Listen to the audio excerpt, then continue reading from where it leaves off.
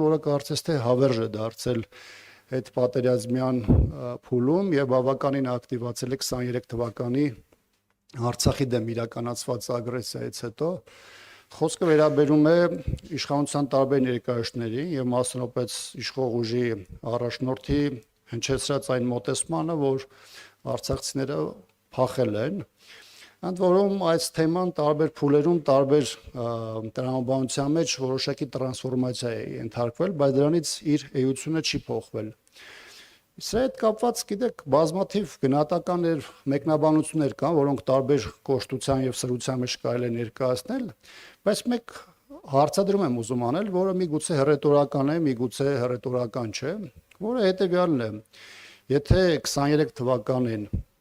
Ադրբեջանի կողմից իրականացված ագրեսիայի պայմաններում արցախցիները չեն կռվել, ապա ինչպես է պատահել, որ նույն այդ պատերազմական գործողությունից հետո ճակերտավոր չկռված պաշտպանության բանակի հրամանատարը իր ծառայությունը շարունակում է Հայաստանի զինված ուժերում։ Սա երկու բան կարող է նշանակել։ Առաջինը, կամ Նիկոլ Փաշինյանը ստում է, այսինքն հերթական անգամ ապատեղեկատվության միջոցով փորձում է մանիպուլացնել դաշտը, կամ երկուս Նիկոլ Փաշինյանի համար նպաստավոր է բոլոր այն իրավիճակները, երբ որ զինված ուժերում ծառայություն են անցնում մարդիկ, որոնք իր գնահատականներով փախածներ են։ Այսինքն կարծում եմ, որ բոլորի համար հասկանալի է, որ երկու ճանապարհի պարագայում էլ իշխանությունը որևէ արդարացում այստեղ չի կարող ներկայացնել։ Ես նաև ուզում եմ հիշեցնել, որ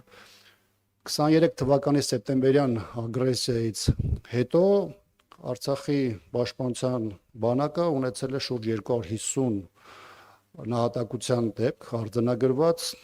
առ այս պահը ընդհանուր առմամբ 33 մարդ անհետ կորածի կարգավիճակ ունի եւ իդեպ այդ մասով էլ որևէ էական աշխատանք իշխանությունը չի տանում։ Դեռ չեմ խոսում այն մասին, որ այդ մարդիկ պատերազմից առաջ 9-10 ամիս գտնվել են բլոկադայի մեջ, բոլոր առումներով խնդիրներով, էներգակիրներից սկսած մինչև տարական էլեմենտար կյանքի ապահովման միջոցներ։ Դեռ չեմ խոսում քաղաքական այն հայտարարությունների մասին, որոնք ադրբեջանական հարձակման օրերին Հայաստանի իշխանություններն էին անում իրենց չմիջամտելու, որևէ կերպ չգործելու եւ ըստ էության դրանով նաեւ կանաչ լույս վառելով ադրբեջանական ագրեսիայի, իսկ հետագայում դրա լեգիտիմացման մասով, եւ այս տեսանկյունից կարծում եմ, որ չկա որևէ բանական մարդ կամ եթե կա նույնիսկ իրենց թիվը շատ ավելի փոքր է, որը ստեղծված իրավիճակում իրողությունները օբյեկտիվ դիտանկյունով չի կարողանում գնահատել